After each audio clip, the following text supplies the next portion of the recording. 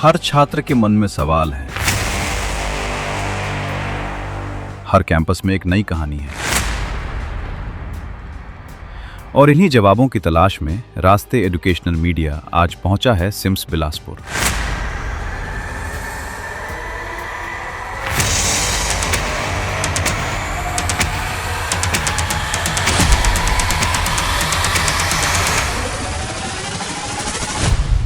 Sir, क्या update हुआ है और क्या चेंजेस आया है उस सिम्स में और इस सिम्स में? सिम्स के सुपर स्पेशलिटी हॉस्पिटल में, और ये उसका अपडेट। कुछ जानकारी इस छात्रों को ले दीजिए मुझे कि कितने सीट्स है आपके पास, बच्चों को क्या नंबर लाना पड़ता है आपके कॉलेज में आने के लिए? देखिए, नीट के परीक्षा के लिए हमें अगर एमबीबीएस में एडमिशन नहीं हो पा रहा है इस देश, आउट ऑफ इंडिया जा रहे हैं और महंगी महंगी फीसों में जा रहे हैं सर, और इवन ऐसे कंसल्टेंट से मुलाकात हो रही है उनकी कि उनको लाखों रुपए राइट लेफ्ट हो रहे हैं उनके, उस पर क्या बोलना चाहिए सर? देखिए, एक तो अभी जो मुझे क्लियर करिए सर, एमसीआई का एग्जाम देना जरूरी है कि फॉरेन एग्जाम जो बोल रहे हैं? एमसीआई का ही। ये जो कंसल्टेंट बच्चों को विदेश भेजे पड़े हैं उनके लिए क्या बोलना चाहेंगे सर? देखिए, जो कंसल्टेंट्स हैं वो माता पिता के। फिजियोथेरेपी की बात आई, पैरामेडिकल की बात कर लेते हैं सर।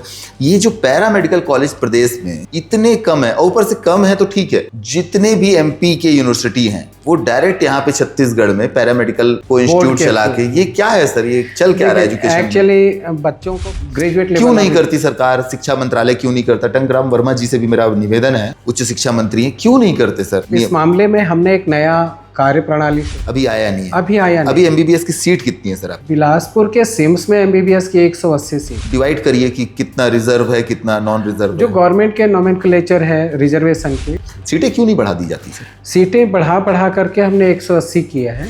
आप पैरामेडिकल चाहते हैं जल्द से जल्द स्टार्ट हो? बहुत जल्द स्टार्ट होने वाला है। कितना जल्दी? मुझे लगता है कि इसको इसी साल में ये लोग सीट डिस्ट्रीब्यूट कर देंगे सर। यही होना चाहिए, और मुझे लगता है प्रदेश के और भी कॉलेज यूनिवर्सिटियों में, विश्वविद्यालयों में पैरामेडिकल होना चाहिए। प्रदेश के जितने बच्चे बड़े परेशान होते हैं, महंगी महंगी फीस पे करते हैं सर, महंगी महंगी फीस। साथियों, सिम्स का अपडेटेड वर्जन, जिसको सुपर स्पेशलिटी हॉस्पिटल कहेंगे, एग्जैक्टली, आज वहां पे मौजूद हैं। सिंह साहब से मुलाकात कराएंगे, डॉक्टर साहब हैं और सर्जन हैं, और अभी इन्हीं के नेतृत्व में पूरा अपडेटेड वर्जन चल रहा है। शिक्षा पे चर्चा कर ही रहे हैं सर, तो मैं आपका परिचय ले लूं। पहले तो समराइज वे में अपना परिचय दीजिए कि सर शुरुआत कैसे की आपने, कैसे यहाँ तक पहुँचे और आप डायरेक्टर बने यहाँ?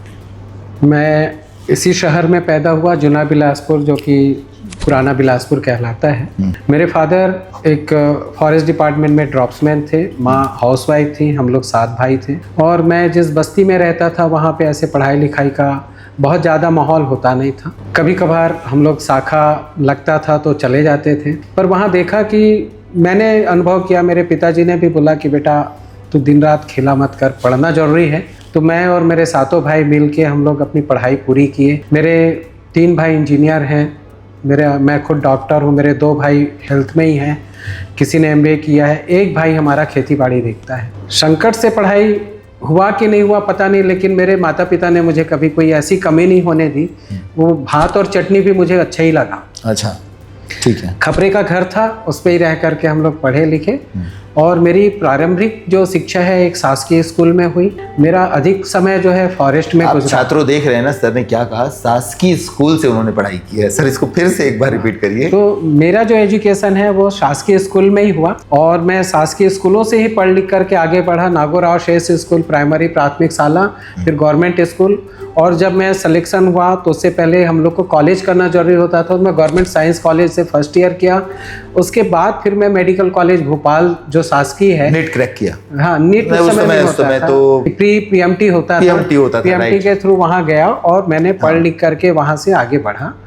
और मैंने MD पैथोलॉजी की, उसके बाद मास्टर इन फैमिली। फिर एक चैलेंज आया होगा MBBS के बाद कि MD करना है। MD करना है, तो मेरा बेसिक इंटरेस्ट था रिसर्च में जाने का, और मैं ICMR ज्वाइन किया था।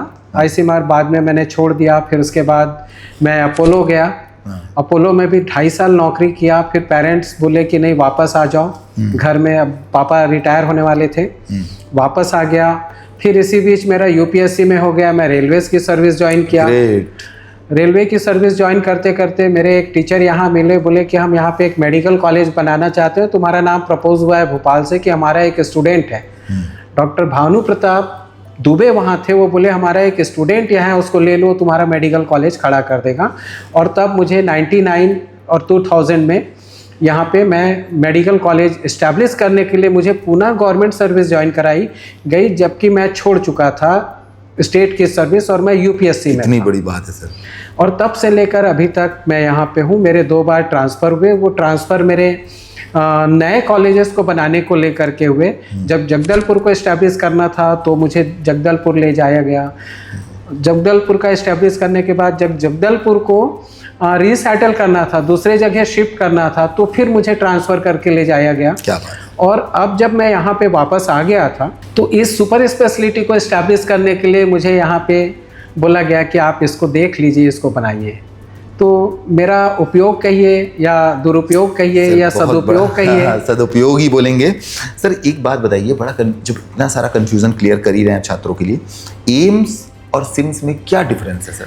देखिए, एम्स जो है एक वृहद हाई लेवल का मेडिकल कॉलेज है, जिसमें वर्ल्ड के वो तमाम चीज़ें, खास तौर से मेडिकल से रिलेटेड चीज़ें, जैसे आज अगर रोबोटिक सर्जरी होनी है और अमेरिका में हो रहा है, वो विधा वो गुण हमारे एम्स में भी आ जाता है जी। वहाँ पे गवर्नमेंट ऑफ इंडिया उसको इतनी फंडिंग करती है और उसमें उस लेवल की डॉक्टर रखती है जो दिन रात रिसर्च में भी, एजुकेशन में भी काम करते हैं। उनका काम केवल पढ़ाना या उपचार करना नहीं होता, वो रिसर्च में भी काम करते हैं।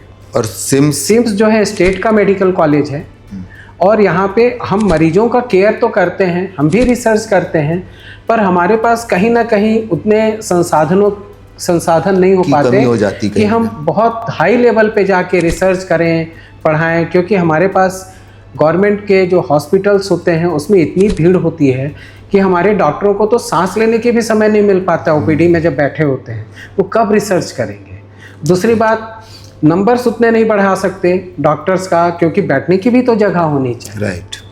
तो कुल मिलाकर एम्स में लगभग कितनी सीटें होती हैं सर? एम्स में अभी रायपुर एम्स में 100 सीट है जी। तो उसकी सीट क्यों नहीं बढ़ती? नहीं, वो सीट वो क्वालिटी पे काम करते हैं। तो क्वालिटी का मतलब है केवल 100 सीटें? नहीं, क्वालिटी पे काम करते हैं। अगर उनकी हिम्मत है कि वो 100 को ही पढ़ा पाते हैं, पर वो पूरा कंसंट्रेशन देते हैं तो उतना ही रखते हैं। कुछ एम्स में जाने के लिए बच्चों को क्या करना चाहिए? इसी नीट के थ्रू जाते हैं एम्स। एम्स में जो टॉपर्स होते हैं, जिन्होंने चॉइस भरी होती है, लगभग कितने रैंक लाना? ये टॉप के ऊपर के करीब 500-700 लोग जा सकते हैं। और एम्स का एक एग्ज़ाम भी होता है अलग से नीट के अलावा उसी को देना होता है। तो जो नीट के क्या बोलते हैं सर उस एग्जाम को? उसको all India institute of medical science entrance test ही बोलते हैं। ये कब होता है? ये भी नीट के आसपास ही होता है जी। और इसके लिए अलग से फॉर्म निकलते हैं और इसमें जो बच्चे नीट की तैयारी करते हैं वो बच्चे इसका भी एग्जाम देते हैं। मतलब नीट का एग्जाम अगर बच्चे ने नहीं दिया है और इसका एग्जाम दे दिया तो चलेगा? तो भी चलेगा। ओके, ये बात बड़ी पर अभी गवर्नमेंट ऑफ इंडिया और इसमें कुछ ऊपर में ये एक नए चेंजेस किए हैं कि नीट के ही थ्रू एम्स का भी टेस्ट लिया जाए। ओके। और न्यू एजुकेशन पॉलिसी का क्या फ़र्क पड़ रहा है सर? देखिए, हमारे इसमें न्यू एजुकेशन पॉलिसी तो कुछ नहीं है। हमारे यहाँ तो मेडिकल के जो एजुकेशन सिस्टम है उस पर ही हम कंटिन्यू नया करते रहते हैं कि हमें कौन से सब्जेक्ट को कितने आवर्स में पढ़ाना चाहिए, किसके आवर्स को कम करें, किसकी आवश्यकता ज़्यादा है उसको ज़्यादा आवर्स दें, क्योंकि इंडिया के इश्यूज़ अलग हैं, इंडिया की बीमारी अलग है। इंडिया एक ट्रॉपिकल कंट्री है, यहाँ पे अलग अलग तरीके की इन्फेक्शियस डिजीज़ होती है, यहाँ पे लाइफ स्टाइल डिसऑर्डर्स होता है। तो हम उन सब चीज़ों को सामूहिक रूप से इकट्ठा करके उसकी पढ़ाई करवाते हैं। ठंड के कोल्ड कंट्री में जाएंगे, रशिया जाएंगे, अमेरिका जाएंगे, तो उनकी पढ़ाई इन सब्जेक्ट से हट के थोड़ी होती है। वो भी एनाटॉमी, फिजियोलॉजी, बायोकेमिस्ट्री करते हैं, लेकिन उनकी बीमारियां जो हैं वो ठंड से रिलेटेड होती हैं। लाइफ स्टाइल डिसऑर्डर उनका है तो दूसरे तरीके का है, उनके यहाँ अल्कोहलिज्म ज़्यादा है, ये सब वो ज़्यादा पढ़ते हैं। हाँ, लेकिन पूरे विश्व में जर्मन या अमेरिका कह लें, अब तो भारत भी, अब हम लोग R&D में आगे बढ़ रहे हैं। और मैं तो जो नए डॉक्टर्स हैं उनको ये आह्वान करता हूँ, अपने बच्चों को, पीजी को जिनको पढ़ाता हूँ, कि आप इस देश को नया क्या दे रहे हो सकता है अभी मेरे 27-28 बच्चे हैं, आज नया ना दे रहे हों, लेकिन कल उनके दिमाग में किसी रिसर्च इंस्टीट्यूट में जाएंगे तो बोलेंगे यार इस चीज़ पे रिसर्च तो किया जा सकता। हमको इस देश को देने लायक बनना चाहिए, क्योंकि इस देश ने हमको बहुत कुछ दिया है। राइट। तो अगर हम दे सकते हैं तो क्या विजन रखते हैं सिम्स में आप? मैं तो सिम्स में, देखिए, सिम्स जिस स्तर से आगे बढ़ रहा था बीच में ज़रूर कुछ घटनाएं हुई वहाँ पे और सिम्स कमज़ोर हुआ और लगातार ऑनरेबल कोर्ट भी उसको अब ऑब्जर्व करने लगी है ताकि स्तर इसका अच्छा हो जी। लेकिन मैं अपने सिम्स के ही कर्मचारियों से ये निवेदन करता हूँ और कोशिश करता हूँ कि कोशिश ये रहती है कि वो मरीजों के साथ अच्छा व्यवहार करें, अच्छी बात करें, उनको इधर उधर भटकाएं ना। बहुत सारे सिम्स के आसपास इर्द गिर्द बहुत सारे पिम्प्स दलाल भी घूमते हैं जो सिम्स को चारागाह समझते हैं। यहीं सिम्स के कर्मचारी बन करके मरीजों को उठा के दूसरे अस्पताल ले जाते हैं और बदनाम होते हैं सिम्स के डॉक्टर। डॉक्टर तो उतना समय दे ही नहीं पाता है कि वहाँ बैठा रहे। आप देखे होंगे कई बार तो डॉक्टर को सिर उठाने की जगह नहीं हो, समय नहीं होता। तो सिम्स के कर्मचारी अगर इन चीज़ों को ध्यान दें कि बाहर के जो लोग आते हैं और मरीजों को बरगला के ले जाते हैं, यहाँ क्या अच्छा इलाज होगा। मैं कहता हूँ सिम्स के डॉक्टर इतना अच्छा इलाज जानते हैं जिसका कोई हद नहीं। ये मेरा आंखों देखा है। अगर मुझे उपचार करने के लिए कहेंगे तो मैं किसी प्राइवेट के बजाय पहला उपचार अपना सिम्स में कराऊंगा। और आज मेरे कमिश्नर साहब बिलासपुर के या कलेक्टर साहब उस सिम्स में सुपर स्पेशलिटी पे विश्वास करते हैं। इवन जो दूसरे रेवेन्यू के ऑफिसर्स हैं वो यहीं आकर के इलाज करवाते हैं, तो कुछ तो अच्छा होगा ना। राइट सर, क्या अपडेट हुआ है और क्या चेंजेस आया है उस सिम्स में और इस सिम्स में? जैसा कि आपने पूछा कि मैं सिम्स के सुपर स्पेशलिटी हॉस्पिटल में, और ये उसका अपडेटेड वर्जन है। डेफिनेटली ये एक अपडेटेड वर्जन इसलिए भी है क्योंकि जहाँ पे हम मल्टी स्पेशलिटी पे काम कर रहे थे, सिम्स हमारा मेडिकल कॉलेज है, मदर मेडिकल कॉलेज है, जहाँ पे medicine, surgery, obs and gynae, ENT, ophthalmology और भी तमाम आर्थोपेडिक जैसे ब्रांचेज होते हैं। पर अब वहाँ से हमको बहुत सारी चीज़ों को बाहर भेजना पड़ता था, जैसे हार्ट के उपचार के लिए, किडनी के उपचार के लिए और ब्रेन के उपचार के लिए। तो हमारे इस सुपर स्पेशलिटी में गवर्नमेंट ऑफ इंडिया और छत्तीसगढ़ के मिलीजुली एक प्रावधान के तहत एक सुपर स्पेशलिटी बनाया गया और यहाँ पे हमारे पास हार्ट के स्पेशलिस्ट हैं, किडनी के स्पेशलिस्ट हैं, ब्रेन के स्पेशलिस्ट हैं और दोनों के सर्जिकल और मेडिकल ब्रांच हैं। तो ये इस तरीके से जो केसेस हमारे मेडिकल कॉलेज में नहीं ट्रीट हो पाते हैं उन केसेस को वो यहाँ से रिफ़र करते हैं। अच्छा। ये एक प्रकार का रिफरल हॉस्पिटल है, 3rd टायर के भी ऊपर का हॉस्पिटल है। सर, कई पेशेंट्स पूछते हैं मुझसे और इवन चैनलों में भी पूछते हैं कि ये मतलब जो पेशेंट्स होते हैं वो उनको रिफ़र करने की इतनी क्यों आवश्यकता होती है, डायरेक्टली क्यों नहीं डॉक्टर्स देख पाते उनको? बहुत सही क्वेश्चन है। एक्चुअली इसमें एक कन्फ्यूज़न है जो मैं दूर कर दूं। जी प्लीज़। क्योंकि हमारे इस हॉस्पिटल में हमारे पास जो स्पेशलिस्ट हैं वो सुपर स्पेशलिस्ट हैं, जैसे कार्डियोलॉजिस्ट हैं, न्यूरोलॉजिस्ट हैं, न्यूरोसर्जन हैं, यूरोलॉजिस्ट हैं। अभी हमारे पास 5 इस प्रकार के विधा के लोग हैं जी। और इस विधा के लिए सीधे जो जनरल केसेस आ जाते हैं जिनको वो देख ही नहीं पाते हैं तो उनको फिर वापस जाना पड़ता है। लेकिन जो वहाँ मेडिकल कॉलेज में ऑलरेडी दिखा चुके हैं, जिनको रिफ़र करना होता है उसको वो करते हैं और उनको बड़े आसानी से देख लेते हैं। दूसरा जो कन्फ्यूज़न है कि लोग डायरेक्ट नहीं दिखा सकते, नहीं, ऐसा कहना गलत है। जो कहीं बाहर भी किसी दूसरे प्राइवेट में हार्ट स्पेशलिस्ट को दिखाया, अब वो बाहर नहीं दिखा सकता क्योंकि बाहर आप जानते हैं इलाज बहुत महंगा है जी। तो हमारे यहाँ सीधे आ सकता है, अपने पुराने पर्चे दिखाएगा तो उसको हार्ट स्पेशलिस्ट के पास भेज दिया जाएगा। नहीं सर, कुछ पेशेंट्स ने काउंटर पे आके ये सवाल पूछा था कि इवन चैनलों में भी पूछा था कि क्या ऐसी वजह होती है कि जो डॉक्टर्स नहीं देखते, वो उसका मैं स्पष्टीकरण चाहता हूँ। एग्जैक्टली हाँ, आप स्पष्टीकरण मुझसे मांग सकते हैं जी। देखिए, जो बहुत सारे केसेस होते हैं जो यहाँ पे वो उसका इलाज ही नहीं करते हैं तो उसको यहाँ पे देख पाना ही मुश्किल होता है। जैसे हार्ट स्पेशलिस्ट है, वो स्पेशली हार्ट के लिए बैठा है। अब उसको आप लंग का या कोई दूसरा पार्ट दिखाने के लिए आ जाएंगे तो वो देख ही नहीं पाता, क्योंकि वो जब सुपर स्पेशलिस्ट बन जाता है। बुरा मत मानिएगा, सवाल इसलिए बार बार पूछ रहा हूँ क्योंकि कंफ्यूजन क्लियर हो। Yes. लोग पूछते हैं बार बार कि ये हाँ ऐसे क्यों, वैसे क्यों। इसलिए तो मेरी सभी लोगों से विनती है कि ये कन्फ्यूज़न पहले तो दूर करें कि यहाँ पे मरीज को मना कर दिया जाता है। मना उनको किया जाता है जिनके स्पेशलिस्ट यहाँ नहीं है। राइट। अब जैसे कोई हार्ट का मरीज है और हार्ट को दिखाने आया है तो डेफिनेटली यहाँ पे हमारे रजिस्ट्रेशन में रजिस्ट्री हो जाती है, डायरेक्ट देखेंगे और देख लेते हैं। ठीक है। लेकिन कई बार सर्दी खांसी बुखार के लिए भी लोग आ जाते हैं जिनके लिए वो नहीं है, क्योंकि एक सुपर स्पेशलिस्ट को एक मरीज को देखने के लिए 15-20 मिनट से आधे घंटे लगते हैं तो उसमें जब वो आता है, और हम बहुत ज़्यादा मरीज़ नहीं लेते हैं, ये भी मैं आपको बता रहा हूँ, क्योंकि हम चाहते हैं कि कोई भी पेशेंट आए तो पूरा सेटिस्फाई होके जाए। वो तो जरूरी है। उसको हम लेते हैं, और जब तक उसका पूरा चीज़ नहीं कर लेते उसको वहाँ से कंसल्टेंसी बंद नहीं करते। उसको हम प्रॉपर वे पे रजिस्टर्ड करेंगे, उसके बाद वो ऊपर जाएगा। अगर वो मस्तिष्क में गया है तो मैडम को अगर लगता है, जो हमारी न्यूरोलॉजिस्ट है, कि इसका ये भी होना चाहिए, ये भी वो पूरा कर देती है। अच्छा। कंप्लीट करती है जी। और तब भेजती। क्योंकि हमारे पास जो आते हैं ना, वो केवल शहर के नहीं हैं, दूर दूर से गांव से भी आते हैं। अगर हम उनको एक दिन अभी बुलाएं, फिर दूसरे दिन इस काम के लिए बुलाएं, तीसरे दिन तीसरे काम के लिए बुलाएं, तो ये उनका भी समय खराब हुआ और अस्पताल की एक छवि खराब होती है। तो उस छवि को सुधारने के लिए एक तरीका ये है कि आप किसी भी मरीज को देखो, पूरा बातचीत करो, पूरा उपचार करो, पूरा सेटिस्फाई करो, और ज़रूरत पड़ता है दूसरे दिन की तब बुलाओ, नहीं तो पूरा उपचार करके उसको भेजो। और फॉलोअप में भी उसको बुलाते हैं हम 1 महीने के बाद, तब वो आता है तो उसको फिर से रजिस्ट्रेशन की आवश्यकता नहीं पड़ती। हम डायरेक्ट उस पर्चे पे देख लेते हैं। और आपको बहुत अच्छी एक बात बता रहा हूँ, हमें एक बैंक ने, HDFC बैंक ने HIMS का सॉफ्टवेयर दिया हुआ है। आप देखेंगे, जैसे अभी मेरा एक पेशेंट है, मेरा दोस्त ही है, उसने मुझे बोला कि भैया मेरे को दूसरे अस्पताल ने, कार्डियोलॉजिस्ट ने बोला एंजियोग्राफी कराना है, पर आपके पास एंजियोग्राफी नहीं है, तो मैं क्या करूं?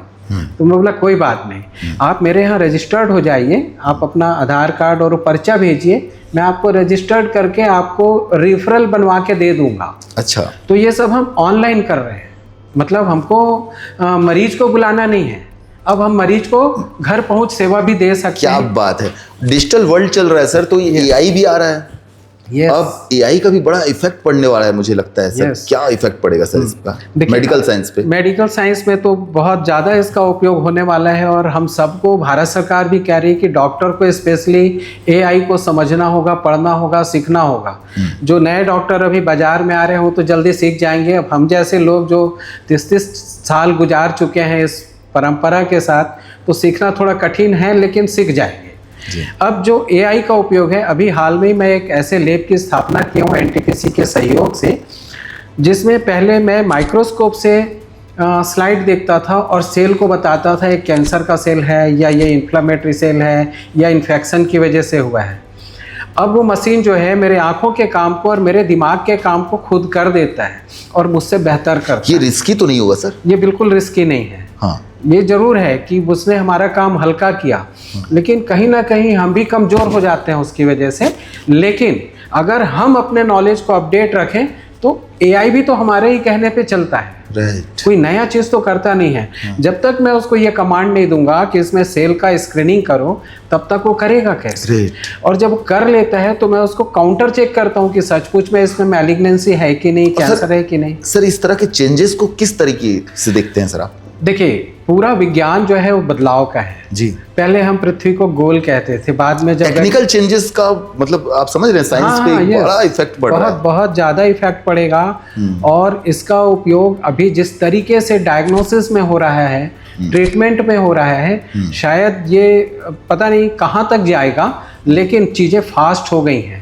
जिस डायग्नोसिस को करने में मुझे 2 से 3 दिन लगते थे, ऐसी तकनीक आ गई है कैंसर को डिटेक्ट करने का, जेनेटिक्स के बीमारियों को जो 25 साल बाद होने वाली बीमारी है उसको डिटेक्ट करने का AI के थ्रू, कि हम उसको घंटे 2 घंटे में कर लेते हैं। ये बहुत बड़ा स्टेटमेंट है वो सारे मरीजों के लिए, वो सारे पेशेंट्स के लिए जो हमको देख रहे हैं, इस चैनल को देख रहे हैं। सोचिए कि अगर AI आ जाता है तो डॉक्टर्स का काम कितना आसान और कितना क्लियर हो जाता है। क्लियर और परफेक्शन आ जाता है जी। अभी तक क्या होता था कि हम एक को दूसरे को रिफर करते थे, अब ये हो गया कि जैसे मुझे कोई चीज़ कंफ्यूजन में है, मैं खुद देखा उसको और मुझे कंफ्यूजन क्रिएट हुआ, तो मैं AI टूल्स ओपन करके अपने कंफ्यूजन्स को दूर कर सकता हूँ, रेफरेंस लेने की जरूरत नहीं। Great sir. वो बच्चे जो नीट की तैयारी करते करते जब देखते हैं कि अपना रैंक नहीं लगा या नहीं क्रैक कर पाए नीट का एग्जाम, सुसाइड जैसा अटेम्प्ट कर लेते हैं, ऐसा कैसे हो जाता है सर? इसके लिए क्या बोलना चाहेंगे आप छात्रों के लिए? देखिए, एक बड़ी दुखद बात है, क्योंकि मेडिकल के लिए आप डॉक्टर बनने की तैयारी करते हैं और अगर किसी कारणवश नहीं हो पाता तो यही एकमात्र रास्ता नहीं है कि आप देश की सेवा डॉक्टर बन के ही करेंगे। बहुत सारे और रास्ते होते हैं। आप ये सब हरकत करने से पहले अगर आप एक बार सोचें अपने माँ बाप के बारे में, कि किस तरीके से आपको पाल के बड़ा किए हैं, पाल पोस करके खिलाए हैं, अपने गोद में खिलाए हैं, तो शायद आप ये ना करें। हर साल आप देखेंगे सर रेशियो बढ़ते जा रहा है, मतलब सुसाइड अटेम्प्ट इतने बढ़ रहे हैं, लोग मतलब बच्चे, मतलब सोचिए उन पेरेंट्स पे क्या असर पड़ता है जो बच्चे मतलब तैयारी करने जाते हैं और सुसाइड जैसा कृत्य कर लेते हैं। क्योंकि एक चीज़ मैंने ये भी देखा है कि पेरेंट्स का भी दबाव होता है। अच्छा। पेरेंट्स अपने बच्चों को ये दबाव डालते हैं कि फला का बच्चा ये बन गया तो कुछ नहीं किया जी। फला का बच्चा ऐसा कर रहा है तो कुछ नहीं किया। मैं अपने पेरेंट्स जितने भी हैं उनसे ये आह्वान करता हूँ, आह्वान क्या निवेदन करता हूँ कि अपने बच्चों पे इस तरीके का दबाव ना डालें कि आपका बच्चा डॉक्टर बनेगा तभी कुछ आगे बढ़ेगा आपका परिवार। ऐसा बिल्कुल नहीं है। बहुत सारे ऐसी चीज़ें हैं जिसमें लोग बाग डॉक्टर नहीं बन पाए, बाद में इंजीनियरिंग किया या बीए किया या बीएससी किया और आईएएस में सेलेक्ट हुए। ये बहुत सारे ऐसे और बहुत सारे ऐसे बिजनेस स्कोप हैं, बिजनेस हैं जिसमें आपका बच्चा आगे बढ़ सकता है। जरूरी नहीं है कि मैं अगर अच्छा तबला बजाता हूँ तो मेरा बेटा भी तबला ही बजाए जी। वो दूसरा काम भी कर सकता है। हो सकता है कि वो बहुत अच्छी घुड़सवारी मतलब आपका कहना है कि पेरेंट्स का प्रेशर ज्यादा होता है, पेरेंट्स बच्चों का प्रेशर बहुत ज़्यादा होता है और कुछ मायने में बच्चे भी सेंसिटिव होते हैं। पर बच्चों को इस बात को समझना पड़ेगा और उससे ज़्यादा उनके माता पिता को समझना पड़ेगा कि अनावश्यक बड़े शहरों पे भेज करके उसको कोचिंग कराना, दबाव डालना। क्योंकि जैसे ही आप उसको बड़े शहर भेजते हो तो कोचिंग एक सेटअप होता है जिसमें बच्चा दबाव में आ जाता है। बात सर स्टूडेंट्स और पेरेंट्स की हो रही है तो सर प्लीज़ अपना परिचय भी दीजिए और अपना रोल बताइए कि क्या है आपका सिम्स में और क्या आप रोल प्ले करते हैं छात्रों के लिए। मैं डॉक्टर भानु प्रताप सिंह हूँ और सिम्स में मैं डायरेक्टर प्रोफेसर के पद पे हूँ और इस समय मेरे पास करीब 28 एमडी डॉक्टर्स हैं जो मेरे अंदर पढ़ रहे हैं और लगभग 180 अंडर ग्रेजुएट डॉक्टर्स की मैं क्लास लेता हूँ, उनको पढ़ाता हूँ। और मैं ये चाहता हूँ, अभी तो मैं सुपर स्पेशलिटी का भी एक्स्ट्रा चार्ज पे हूँ और मैं यहाँ पे सुपरिटेंडेंट हूँ। मेरी पूरे देशवासियों से और ख़ास तौर से जो बच्चों को डॉक्टर बनाना चाहते हैं उन पेरेंट्स से ये विनती है कि वो अपने बच्चों पे अनावश्यक दबाव बिल्कुल ना डालें कि वो डॉक्टर ही बने। अगर वो डॉक्टर नहीं भी बन पाता तो भी वो किसी दूसरे विधा में ज़रूर माहिर होगा, लेकिन आप अगर दबाव डालोगे तो उसकी मानसिक स्थिति खराब होगी और वो अपने आप को, कई बार ऐसा होगा कि अगर वो नीट में सेलेक्ट नहीं हो पाया तो अपने आप को नष्ट करने की कोशिश करेगा, जो कि आपके लिए अधिक पीड़ादायक और अधिक हानिकारक होगा। हमारे यहाँ बहुत सारे ऐसे बच्चे हैं जो नीट की अच्छी तैयारी करके टॉप करके आते हैं और यहाँ आकर के बच्चे जो हैं कमज़ोर हो जाते हैं, बहुत अच्छी पढ़ाई नहीं हो पाती। तो इन सबके पीछे कोई ना कोई ऐसी बात है। बहुत सारे ऐसे डॉक्टर्स आप देखिएगा कि वो सक्सेस ही नहीं है बाज़ार में, तो आप क्यों डॉक्टर बनाने के पीछे पड़े हैं? अगर डॉक्टर बनना चाहता है आपका बच्चा, अपने शौक़ से बनना चाहता है तो बेशक उसे पढ़ाएँ, और अगर नहीं बनना चाहता है तो जो उसकी इच्छा होती है, और हर चीज़ में अगर आप कोशिश करें, हर जगह आपको ऐसा माहौल मिलेगा कि वो लड़का एक अच्छे पोजीशन पे आ सकता है। एक अकाउंट को भी ले करके वो सीए तक जा सकता है, एक आर्ट्स को ले करके वो बहुत अच्छा हिस्ट्री राइटर हो सकता है, इंजीनियरिंग का सब्जेक्ट ले करके वो बहुत बड़ा इंजीनियर बन सकता है। ये तो पुराने कलाओं की चीज़ है, लेकिन अब बहुत सारे ऐसे नए विषय आ गए हैं जिसमें वो आपका बच्चा फोटोग्राफी में आ सकता है, जर्नलिज्म में आ सकता है। वही कह रहा हूँ, कैरियर के सर सैकड़ों हजारों विकल्प आ गए हैं सर। यस, कैरियर को अगर आप देखेंगे तो कैरियर आप अपने बच्चे के ऊपर छोड़िए, आप एक शुरू में एक ध्यान उसको जरूर दिखाइए कि ये भी हो सकता है, ये भी हो सकता है। आप एक उसको चॉइस मत दीजिए, आप मल्टीपल चॉइस बता दीजिए कि बेटा ये भी है, बेटा ये भी है, लेकिन आप उसको एक ही विधा के लिए मत बताइए कि तुझे यही बनना है। उसमें बच्चा जो है प्रेशराइज हो जाता है। शिक्षा पे चर्चा कितना जरूरी है? क्या शिक्षा पे चर्चा होना चाहिए कि नहीं होना चाहिए सिंह साहब? बिल्कुल, शिक्षा एक अहम मुद्दा होता है जी। कितना जरूरी है आपके लिए? मेरे लिए तो 100% ये होना ही चाहिए, बहुत ज़रूरी है। कारण उसका मैं बता रहा हूँ। देखिए, मैं आज शिक्षित हूँ तो मैं इस जगह पे हूँ। अगर मैं पढ़ता नहीं, मैं और मेरे उम्र के जो दूसरे लोग हैं या मेरे ही साथी हैं जो कम पढ़े हैं, तो उसी अनुपात से मुझे भी काम मिलता। राइट। अगर देश को आगे बढ़ाना है तो हर व्यक्ति का शिक्षित होना जरूरी है। जरूरी है ना? जरूरी नहीं है कि शिक्षा से आपको रोजगार ही मिले। एज अ डायरेक्टर आप सिम्स, कुछ जानकारी छात्रों को ले दीजिए मुझे कि कितने सीट्स है आपके पास, बच्चों को क्या नंबर लाना पड़ता है आपके कॉलेज में आने के लिए, और किन बातों का ध्यान रखना चाहिए स्टूडेंट्स को खासकर? ओके, देखिए नीट के परीक्षा के लिए हमें जो नीट में एग्ज़ाम होते हैं उसके कट ऑफ पे डिपेंड करता है। अगर कॉलेजेस में सीट्स की संख्या ज़्यादा होती पूरे देश भर में तो कट ऑफ नीचे भी चला जाता है। अभी जैसा कि गवर्नमेंट ऑफ इंडिया कर रही है कि नंबर ऑफ MBBS सीट बढ़ाए, क्योंकि जो रेशियो पे डॉक्टर चाहिए आज भी उपलब्ध नहीं है। पर एक औसतन अगर गवर्नमेंट मेडिकल कॉलेज चाहिए तो 450 से ऊपर के नंबर, 500 के आसपास के नंबर्स होने चाहिए नीट में। किसी कारणवश नहीं हो पाता है तो बहुत सारे ऑप्शंस ऐसे हैं कि कुछ प्राइवेट कॉलेजेस हैं जिसमें अगर आपके पेरेंट्स उतने सक्षम हैं तो जा सकते हैं। आपको बार बार ये कोशिश नहीं करनी चाहिए कि अगले बार आ जाएगा। पर कई लोग ऐसे होते हैं जो नहीं कर पाते हैं और डॉक्टर बनने की चाहत रखते हैं, तो वो निश्चित रूप से पहले से भी बेहतर तैयारी करके ऐसे मार्क्स लाए 500 के आसपास। पर बहुत ज़्यादा समय इसमें ख़राब ना करें, 1 या 2 बार ट्राई करें, नहीं होता है तो आप कोई दूसरा विकल्प चुनें। लेकिन सर मैं देख रहा हूँ कि छात्र क्या कर रहे हैं इस देश में, अगर MBBS में एडमिशन नहीं हो पा रहा है इस देश में, आउट ऑफ इंडिया जा रहे हैं और महंगी महंगी फीसों में जा रहे हैं सर।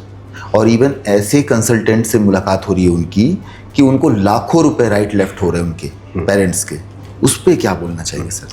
देखिए, एक तो अभी जो सिचुएशन बना है वार का, जिसमें अब शायद इस बार कम हो ऐसा, लेकिन जो लोग रशिया, यूक्रेन, कजाकिस्तान या चाइना जाते हैं उन सभी विद्यार्थियों को मैं बहुत बता दूं कि आपको वापस भारत आने के बाद फिर से जो MBBS का लेवल का एग्ज़ाम होता है वो देना होता है। एक तो पहले ही आपके पेरेंट्स महंगी फीस गंवा चुके होते हैं और यहाँ आने के बाद उनकी पढ़ाई और हमारी पढ़ाई में बहुत अंतर है।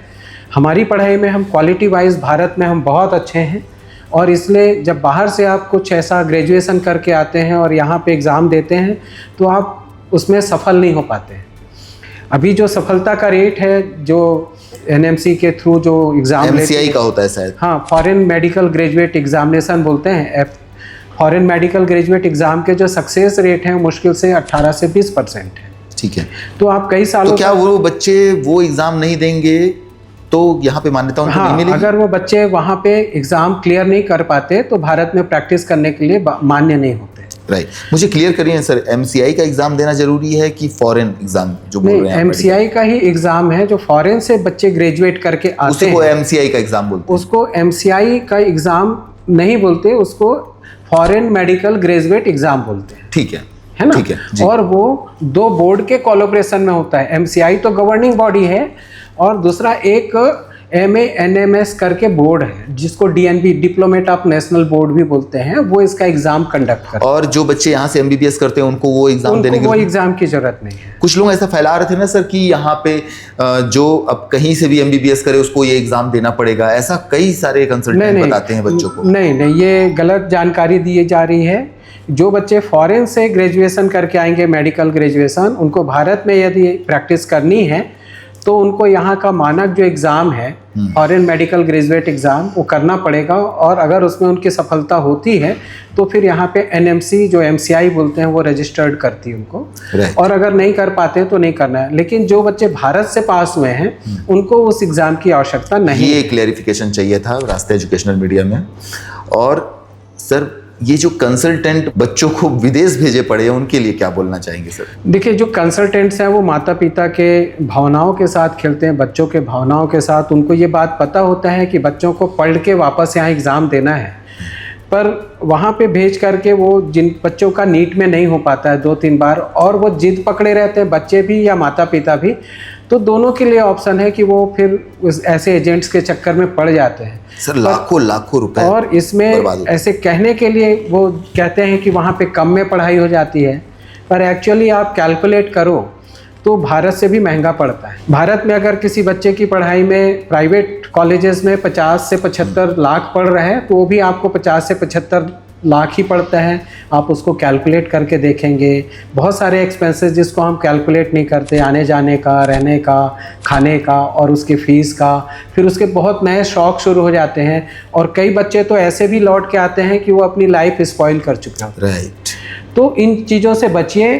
कोई ज़रूरी नहीं है कि अगर आपका बच्चा डॉक्टर नहीं बन पाया तो आपको डॉक्टर बना के ही दम लेना है। उस बच्चे को उसके पैसे को सेव करके उसको कोई दूसरा बिजनेस करवाइए।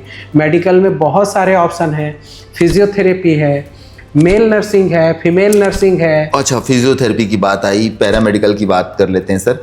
ये जो पैरामेडिकल कॉलेज प्रदेश में इतने कम है, और ऊपर से कम है तो ठीक है, जितने भी एमपी के यूनिवर्सिटी हैं वो डायरेक्ट यहाँ पे छत्तीसगढ़ में पैरामेडिकल को इंस्टीट्यूट चला के, ये क्या है सर, ये चल क्या रहा है एजुकेशन? एक्चुअली बच्चों को कुछ ना कुछ तो चाहिए, और पैरामेडिकल में अपना भाग्य बनाने के लिए यहाँ पे अगर पैरामेडिकल इंस्टीट्यूट उस लेवल का नहीं है जो ग्रेजुएट लेवल का होना चाहिए, तो बाहर के जो एजेंसीज हैं, यूनिवर्सिटी हैं, वो अपना यहाँ पे जबकि उनको मान्यता नहीं है सर, उनको मान्यता नहीं, उनको पावर नहीं है कि वो दूसरे प्रदेश में जाके चला सके। एग्जैक्टली। उस पर क्या कहना चाहेंगे सर? हाँ, अभी एक नया उस पे हमने प्रणाली शुरू की है यूनिवर्सिटी से। सर सरकार ये भी नहीं कर रही है कि यहाँ पैरामेडिकल कॉलेज लाए, और ये भी नहीं कर रही है कि दूसरे प्रदेशों से जो पैरामेडिकल कॉलेज चल रहे हैं उनको यहाँ पे बंद करे। हाँ, इस पर क्या देखिए, शिक्षा का विस्तार को दूसरे बाहर के लोग आकर के यहाँ पे दे रहे हैं, उस पर गवर्नमेंट बहुत ज़्यादा कुछ कर नहीं पाएगी, जो मुझे लगता है जी। क्योंकि एजुकेशन मैं कहाँ से ले रहा हूँ, ऑनलाइन ले रहा हूँ,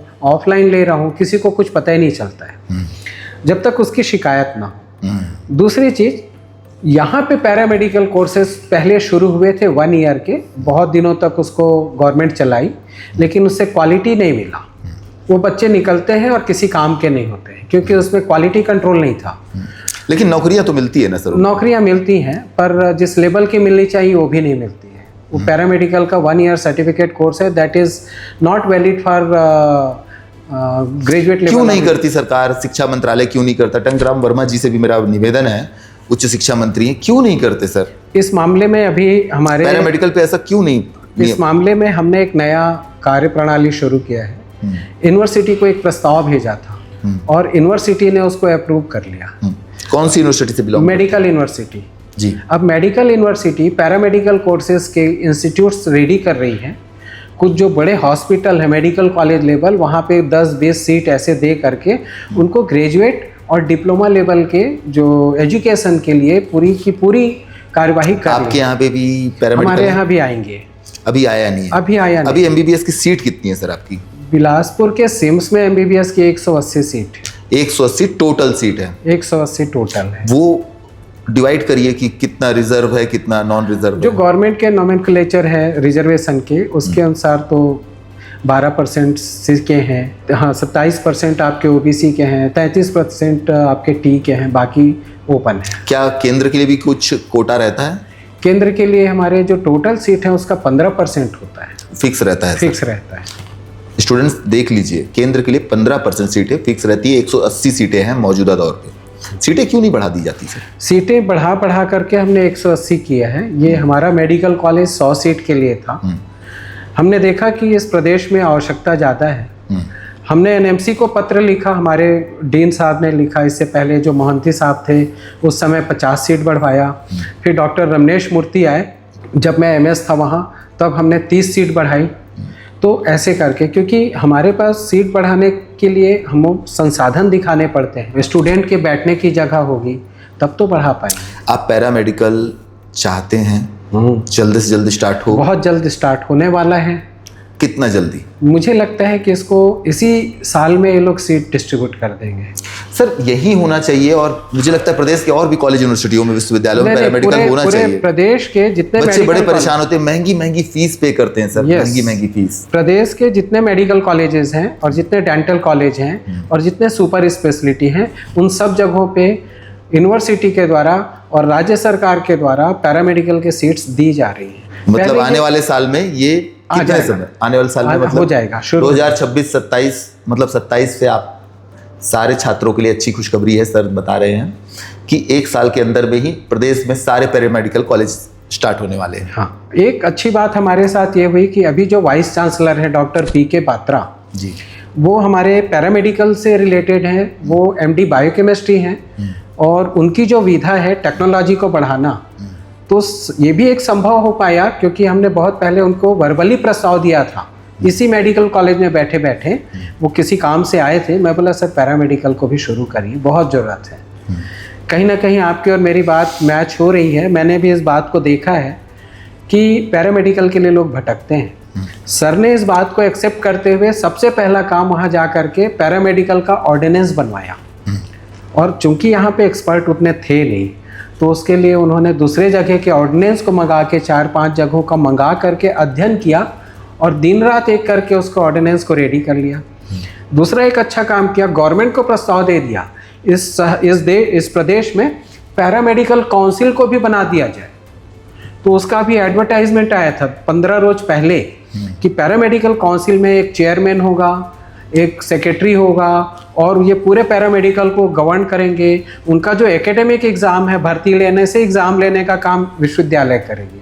ये काम शुरू हो चुका है। सर, मैं इस मेडिकल कॉलेज के कैंपस में मौजूद हूँ और मैं ये सवाल पूछना चाहता हूँ कि जब इतना अच्छा कैंपस है, इतने अच्छे डॉक्टर हैं, इतनी अच्छी व्यवस्था है, फिर प्राइवेट हॉस्पिटल्स क्यों लोग जाते हैं?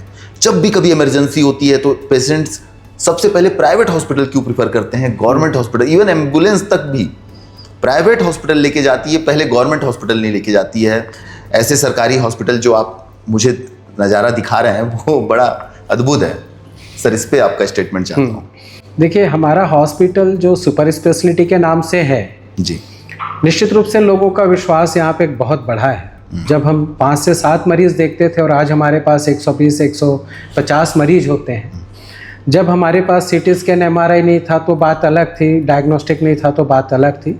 आज इसके प्रति लोगों का विश्वास बढ़ा है और हमने इंडोर भी शुरू कर लिया। अभी आपने देखा होगा स्पाइन फाउंडेशन ऑफ इंडिया के थ्रू हमने एक नेशनल लेवल कैंप किया है जिसमें गंभीर से गंभीर जो न्यूरो सर्जरी के ऑपरेशंस थे उन्होंने करके दिखाया यहाँ पे, और जो लोग चल नहीं सकते थे उनको चल के दिखाया। एक लोगों की मानसिकता होती है कि सरकारी अस्पताल है, यहाँ क्या जाएं, तो वो कभी एक बार यहाँ आते हैं। सारे दर्शक देख रहे हैं सर, उनको प्लीज़ बताइए कि क्यों आना चाहिए सिम्स। एक्चुअली हमारे हॉस्पिटल में, जिस मेडिकल कॉलेज में जहाँ पे मल्टी स्पेशलिटी भी है, सुपर स्पेशलिटी भी है, और जिनके पास वाकई में इलाज कराने के लिए बाहर पैसे नहीं हैं, तो निश्चित रूप से आज भी हम एक बेहतर सेवा दे रहे हैं।